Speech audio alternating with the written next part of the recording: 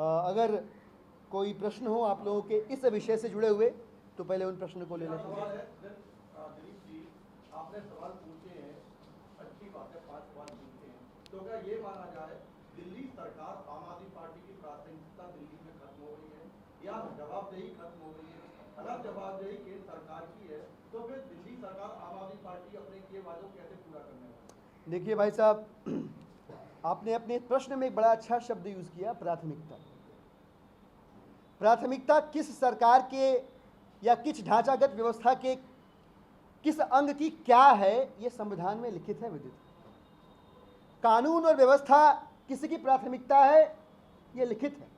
इसमें हमको आपको कहीं भी दिमाग खपाने की जरूरत नहीं है। दिल्ली की कानून व्यवस्था की जिम्मेदारी दिल्ली की पुलिस की है, जो सीधे सीधे उपराज्यपाल, गृह मंत्री और प्रधानमंत्री नरेंद्र मोदी जी को रिपोर्ट करती है। हमने जो प्रश्न पूछे और ये जो आंकड़े निकल कर आए हैं, जिन्होंने हमको आपको सबको डराया है, चौंकाया है और आहत किया है, ये आंकड़े ये बताते हैं कि इन आंकड़ों को नीचे रखने की, कम करने की प्राथमिकता जिसकी होनी चाहिए वो अपने मोर्चे पर 100% विफल हुआ है, असफल हुआ है। हमारी प्राथमिकताएं हाई कोर्ट के निर्णय आने के बावजूद हमारी सीमाओं में रहकर, हमारे अधिकार क्षेत्र का प्रयोग करके हम अपनी प्राथमिकताओं को एड्रेस करते रहे हैं, आगे भी करते रहेंगे, आज की तारीख में भी कर रहे हैं।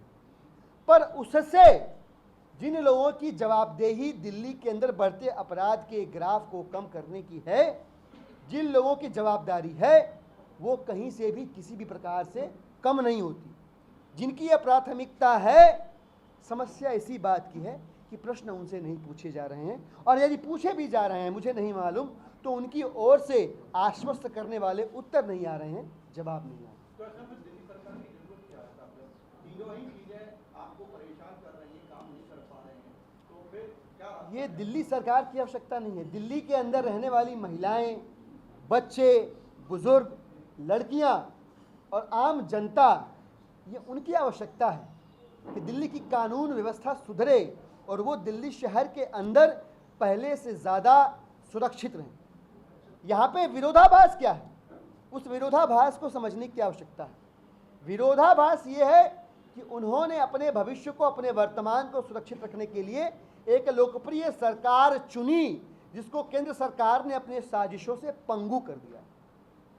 पूर्ण राज्य होगा, पता नहीं कब होगा, पर अभी दिल्ली की सुरक्षा व्यवस्था को सुनिश्चित करने की जिम्मेदारी जिन कंधों पे है, वो कंधे अगर झुके हुए हैं अपराधियों के सामने, वो घुटने अगर टिके हुए हैं अपराध करने वालों के सामने, तो यह दिल्ली की जनता और दिल्ली के कानून व्यवस्था की जिम्मेदारी संभालने वाले लोगों के बीच की विश्वास की खाई को और बड़ा करती है। ये उनकी चिंता है जो हम आप लोगों के जरिए उन जिम्मेदार कानों तक पहुंचाना चाहते हैं।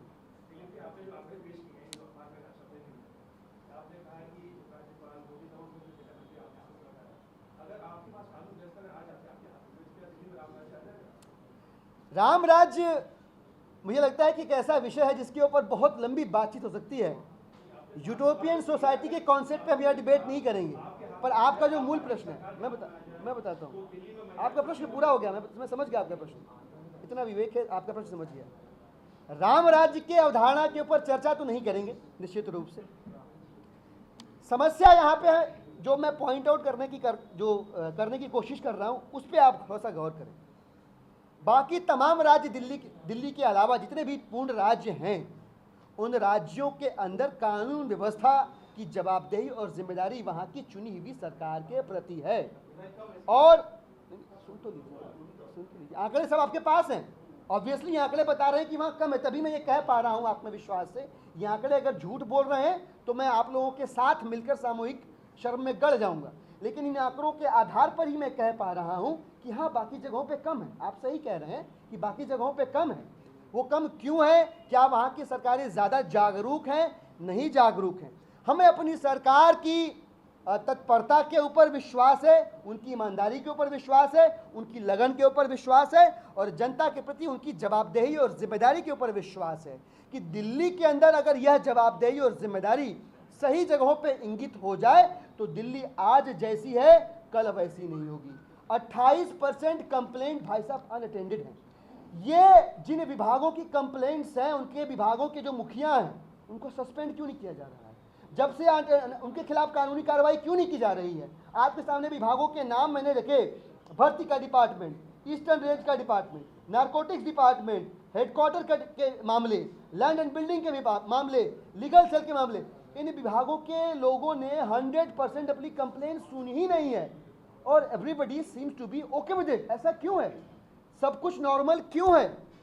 सब कुछ नॉर्मल इसलिए है क्योंकि दिल्ली की पुलिस को राजनीतिक हथियार के तौर पर मोदी जी ने सिर्फ आम आदमी पार्टी नाम के एक तत्व को, एक एंटिटी को ट्रैप करने के लिए, फंसाने के लिए, उलझाने के लिए छोड़ रखा है। इस वजह से दिल्ली की पुलिस का ध्यान अपराध को रोकने पे होने के बजाय बाकी सारे और भी जो काम है उन पे लगा हुआ है।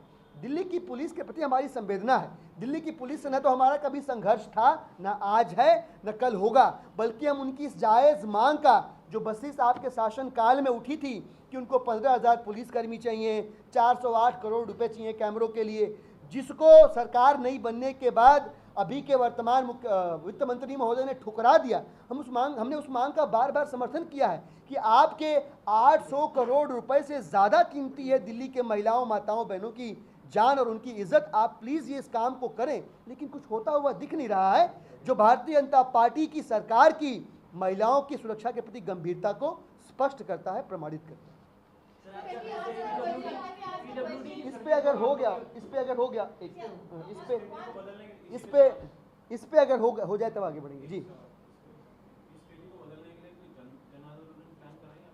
इस स्थिति को बदलने के लिए फिलहाल तो हम हाथ जोड़ के गिड़गिड़ा के उपराज्यपाल महोदय से, गृह मंत्री महोदय से और माननीय मोदी जी से यही कह रहे हैं कि महिलाओं की सुरक्षा का मसला आपके दिल के भी बेहद करीब था सैद्धांतिक रूप से, हमारे दिल के बेहद करीब है सैद्धांतिक और व्यवहारिक रूप से। सिद्धांत और व्यवहार के अंतर को खत्म करिए, राजनीति से ऊपर रखिए इस विषय को। और एक स्वतंत्र संस्था है दिल्ली महिला आयोग, जो बार बार एक उच्च स्तरीय समिति बनाकर इस कंसर्न को एड्रेस करने की बात कर रहा है।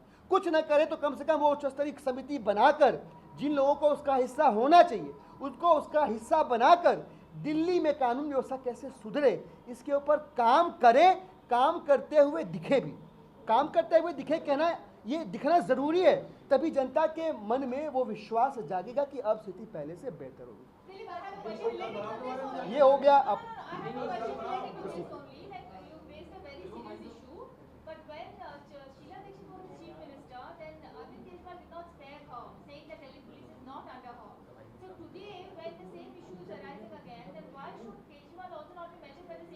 सही बात।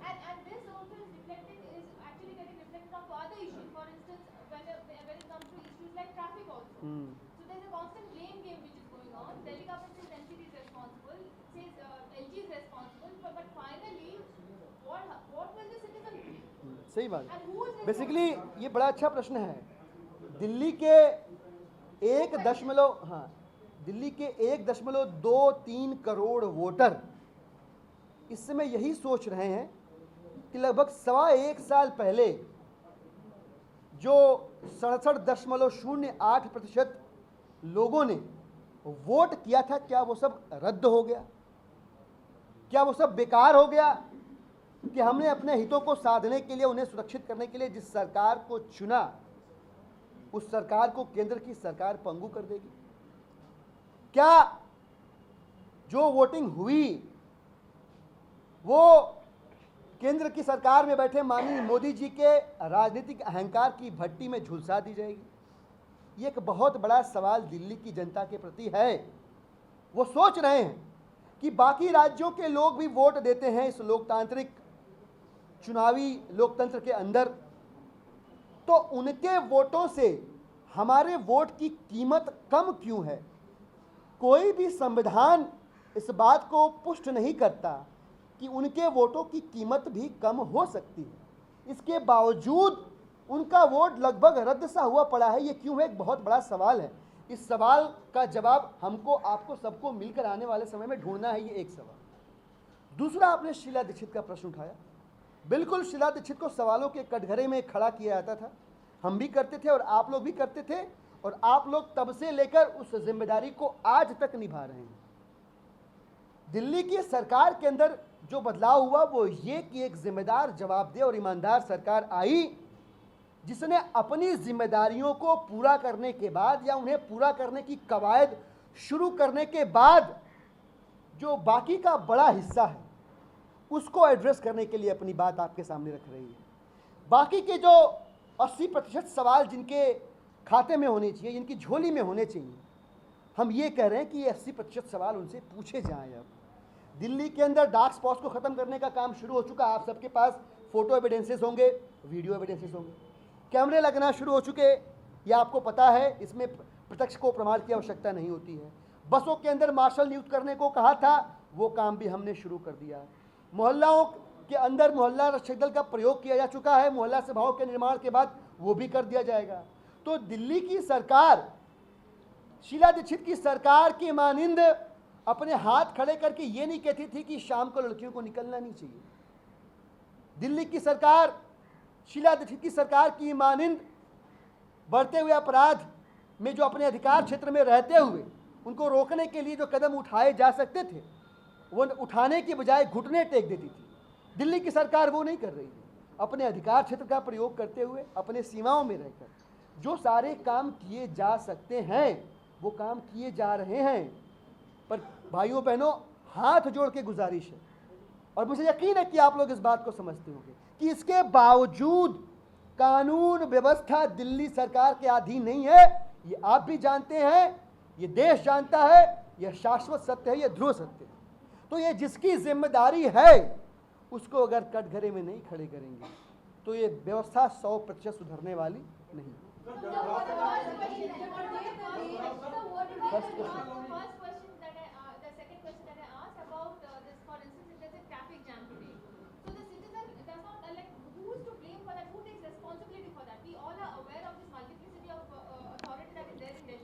मैं तो इसके देखिए, दिल्ली के सरकार के जो बचे खुचे अधिकार हैं वो क्या है, मुझे भी क्लैरिटी नहीं है। आप में से किसी को क्लैरिटी तो मुझे बताइएगा, क्योंकि हाई कोर्ट का फैसला आने के बाद अब दिल्ली सरकार क्या क्या कर सकती है इस पर भी प्रश्न चिन्ह लगा हुआ है। और संभवतः इन्हीं प्रश्नों के जवाब के लिए दिल्ली की सरकार सुप्रीम कोर्ट गई हुई है। तो वो तब स्पष्ट होगा जब वो सवालों के जवाब आएंगे। लेकिन अरे अरे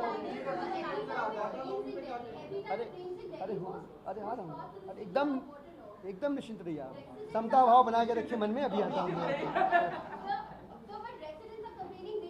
वही सवाल था इनका भी, आपका कोई अलग सवाल नहीं है, मैं बता रहा हूँ। अच्छा ठीक, मैं बता, अब मानसून का सवाल घूम फिर के मानसून पे ही आ रहा था। इनका जो प्रश्न था वो मानसून पे ही आ रहा था। अच्छा, शीला दीक्षित की सरकार कहती है कि रात को लड़कियों को नहीं निकलना चाहिए, तो क्या आपकी सरकार कहती है कि रात को लड़कियां निकलेंगी तो सुरक्षित रहेंगी? अरे भाई साहब, आप क्या कह रहे हैं? कैसी बात है? कैसे प्रश्न, क्या बोल रहे हैं? किस चैनल से हैं आप? चलिए कोई बात नहीं, छोड़िए। एनीवेज, हाँ, मैं आपका प्रश्न, दोनों के प्रश्न एक ही हैं। मुझे लगता है कि हाँ, सबके एक ही प्रश्न है। तो एक छोटा सा हिस्सा, ना वो मैं आ रहा हूँ।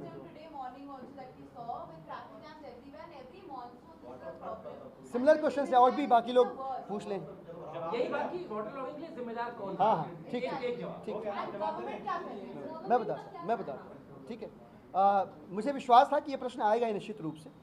तो इस प्रश्न के दो पहलू हैं, लेकिन आप कितना भी इनकार करें पर दूसरा पहलू एग्जिस्ट करता है, और वो दूसरा पहलू आपके सामने रखकर दिल्ली की सरकार को मैं उनकी जिम्मेदारियों से विमुक्त कर रहा हूं, उनको फ्री कर रहा हूं, ऐसा बिल्कुल नहीं है। कतई ऐसा मत समझिएगा। इसलिए आवेश में बताइए कि नहीं ऐसे कैसे कह दिया आपने, आपकी जिम्मेदारी है, आपकी जवाबदेही है। पहले मैं दूसरे पहलू पे आता हूं कि दिल्ली की तमाम ढांचागत व्यवस्थाओं के ऊपर उच्च न्यायालय की जो टिप्पणी, जो आदेश आया, उन आदेशों ने दिल्ली के एलजी को दिल्ली का प्रशासक जब बना दिया, तो क्या ऐसा नहीं है कि कम से कम टेक्निकली या लीगली अगर देखा, वैधानिक रूप से या तकनीकी रूप से इस प्रकार के तमाम सवालों के जवाब ढूंढने के लिए हम सबको सामूहिक रूप से दिल्ली के प्रशासक एलजी साहब के पास भी जाना चाहिए और उनसे भी पूछना चाहिए कि महोदय, उच्च न्यायालय के आने के बाद तो अब सब कुछ सारा दारो मदार आपके ऊपर है, तो आप क्या कदम उठा रहे हैं इन परिस्थितियों को एड्रेस करने के लिए, इन समस्याओं को एड्रेस करने के लिए जिनसे दिल्ली की जनता जूझ रही है। मसलन तेज़ बारिश हुई, अकस्मात बहुत तेज़ बारिश हुई, जो परसेंटेज हुआ बारिश का, जो लेवल मापा गया बहुत ज़्यादा था पिछले एक हफ्ते में, तो उससे जल भराव हुआ, उस जल भराव से जाम लगा, उस जाम में जनता फंसी। इस दर्द को कौन अपने सीने पे झेलेगा? आप झेलेंगे कि नहीं झेलेंगे, यह प्रश्न उनसे कम से कम वैधानिक रूप से और तकनीकी रूप से और मॉरली भी उनसे पूछा जाना चाहिए। ये मेरा मानना है। आप में से कितने साथियों का कि इससे सहमति है मुझे नहीं पता, पर मैं चाहूँगा कि आप लोग ये सवाल उनसे पूछें। ये दूसरा हिस्सा। अरे भाई, हाँ, मैं पहले आप बिल्कुल मेरे विश्वास पर खरा उतरे हैं, आप लोग बिल्कुल मेरी अपेक्षाओं पर खरा उतरे। मैंने कहा कि मैं दूसरा पहलू बता रहा हूँ, और दूसरा पहलू बताने का मतलब कतई नहीं कि सवाल का जो पहला पहलू है उसमें मैं अपनी जिम्मेदारियों से मुक्त कर दूंगा दिल्ली की सरकार को, और आप लोग आवेश में मत आइएगा। और आपने बिल्कुल वैसा किया। खैर कोई बात नहीं, मेरी अपेक्षाओं पे खरा उतरने के लिए धन्यवाद। अब आता हूँ मैं अच्छा सवाल, पहला सवाल मुझसे पूछा गया कि दिल्ली की सरकार क्या कर रही है। भाई, दिल्ली की सरकार की जवाबदेही है, जिम्मेदारी है। दिल्ली की जनता ने हमें चुना है, और जो भी व्यवधान उत्पन्न किए गए हैं पिछले दिनों में केंद्र की सरकार के द्वारा, हमें विश्वास है कि कानून संविधान की अंतिम विवेचना सुप्रीम कोर्ट कर सकता है। वहाँ से जब निर्णय आएगा तब दुनिया को मालूम चलेगा कि क्या है। पर तब तक दिल्ली की सरकार अपनी सीमाओं में और उपलब्ध अधिकारियों, संसाधनों और अधिकारों के बीच अपना काम करेगी। ये दिल्ली सरकार की जवाबदेही है। मैं उसको डिटेल आउट करता हूँ। दिल्ली सरकार के लिए 500 से भी ज़्यादा, आप लोगों को याद होगा पिछला जो वाटर लॉगिंग हुआ था, अभी करीब 21 दिन पहले की बात है, 22 दिन पहले की बात है, उस समय भी हमने प्रेस कॉन्फ्रेंस करी थी, और उस समय हमने आंकड़े दिए थे कि लगभग 229-30 के आसपास बड़े और लगभग 178 के आसपास छोटे वाटर पंप्स लगाए गए हैं, और लगभग 500 के आसपास वैन्स लगाई गई हैं, और लगभग 1000 के आसपास अतिरिक्त कर्मचारियों का डिप्लॉयमेंट किया गया है जाम को खुलवाने के लिए, लगवाने के लिए। ये संख्या लगभग डबल हो चुकी है। पीडब्ल्यूडी ने लगभग 2000 लोगों को डिप्लॉय किया हुआ है, लगभग 500 पंप्स अब लगा दिए गए हैं, और मोटर वैन जो लगी थी पहले, वो मोटर वैन यथावत 24 घंटे और 7 दिन लगातार काम कर रही हैं। काबिले तारीफ है उनका काम। इसके बावजूद यह एक शाश्वत सत्य है कि दिल्ली के अंदर जो अकस्मात अतिरिक्त और अतिरेक हुआ है वर्षा का, जो बारिश बहुत ज़्यादा हुई है, उससे जल भराव हुए हैं, ट्रैफिक जाम्स हुए हैं, जनता को परेशानी हुई है। पर हम आश्वस्त करते हैं कि इन परेशानियों को दूर किया जाएगा। बहुत सारी मेरे पास भी आंकड़े हैं, जाम खुलना शुरू भी हो गया है आईटीओ के आसपास, इसके बाद यमुना क्रॉस करने के पास, अक्षरधाम के आसपास, सराय काले खां के आसपास का एरिया, डीएनडी फ्लाईओवर के आसपास का एरिया, आश्रम के आसपास का एरिया, इन सब तमाम एरिया जो है, सरता विहार के इलाके का एरिया, और उधर पुल प्रहलादपुर के आसपास का एरिया, ये तमाम एरिए जो पीक ट्रैफिक पीरियड होता है 8 साढ़े 8 बजे से लेकर के और 11 साढ़े 11 बजे के आसपास, बारिश भी उसी दौरान हुई, ट्रैफिक भी पीक रहता है, और साइकोलॉजिकली लोग और स्लो ड्राइव करते हैं बारिश में, तो वो जाम थोड़ा सा और बड़ा हो गया। पर इन सारे इलाकों में जहाँ जहाँ मैंने बताया जाम खुल चुका है, स्थिति अब सामान्य हो चुकी है, और बाकी जो इलाके बचे हुए हैं वहाँ भी धीरे धीरे स्थिति सामान्य हो रही है। मैं आपको बताऊँ, नहीं मैं स्पष्ट कर दूँ, एक देखिए अपेक्षाएं हमारी व्यवहारिक होनी चाहिए। दिल्ली के अंदर पानी का जल का भराव होता है, इस बात को आप स्वीकार करें।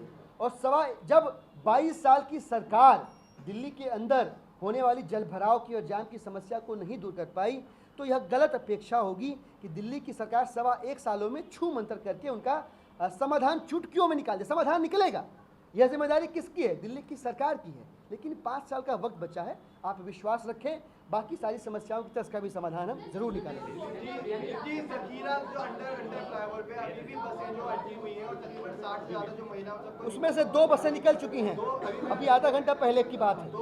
4 बसें थीं, 3 अभी है सर, नहीं 2 निकल गई, अब जो नहीं आती होंगी वो भी निकल गई होंगी अब तक बात। रिक्शा अभी तक नहीं जा पा रहे हैं, खतरा तो है नहीं जी हाँ, ये बड़ा अच्छा प्रश्न पूछा आप, बड़ा अच्छा प्रश्न पूछा। एग्जैक्टली मैं देखिए, ये सवाल तब भी आया था और इत्तेफाक से वो सारे सवाल मुझे डेजा वू टाइप का लग रहा है, वही पीसी रिपीट हो रही है। वो पीसी जो है उसमें भी यह प्रश्न उठा था कि जो होल्स हैं, जो ड्रेनेज सिस्टम है उसका क्या, ये तो कौन मेंटेन करता है, पीडब्ल्यूडी है, एमसीडी है। मैं आपको कुछ चीज़ें क्लैरिफाई कर दूँ और बहुत जिम्मेदारी और जवाबदेही के साथ कर रहा हूँ कि दिल्ली की पुलिस ने प्री मानसून, दिल्ली की सरकार ने प्रॉपर प्री मानसून प्लानिंग करी थी और सारे ड्रेनेजेस को क्लीन करवाया था जो 1208 किलोमीटर की सड़कों के अलॉन्ग हैं दिल्ली के अंदर। और आपको ये पता होगा कि इन ड्रेनेजेस में एमसीडी द्वारा मेंटेन की जा रही गलियों का, नालियों का कचरा आकर फंसता है, मिलता है, जिनकी सफाई नहीं हुई। जब जब पहली बरसात हुई, उस बरसात में जब देखा गया कि एमसीडी कुछ भी नहीं कर रही है, तो वो जिम्मेदारी भी दिल्ली की पीडब्ल्यूडी ने उठाई और उन ड्रेनेजेस को भी अपने खुद ही उनको क्लीन करने का काम शुरू कर दिया, अतिरिक्त कर्मचारियों को लगाकर, अतिरिक्त संसाधनों को लगाकर। तो वो भी हम कर रहे हैं। तो हम दिल्ली की जनता को कैसे ठीक से रखा जाए, उनके हितों की कैसे सुरक्षा की जाए, पूरी कोशिश करके उसको सुनिश्चित कर रहे हैं। भारतीय जनता पार्टी की साजिशों के बावजूद, एमसीडी जिसको बीजेपी चलाती है उनकी साजिशों के बावजूद, उम्मीद करते हैं कि सवालों का एक जत्था उन कानों की तरफ भी जाए आपकी तरफ से, जिनकी यह 100% जवाबदेही और जिम्मेदारी है। Thank you sir.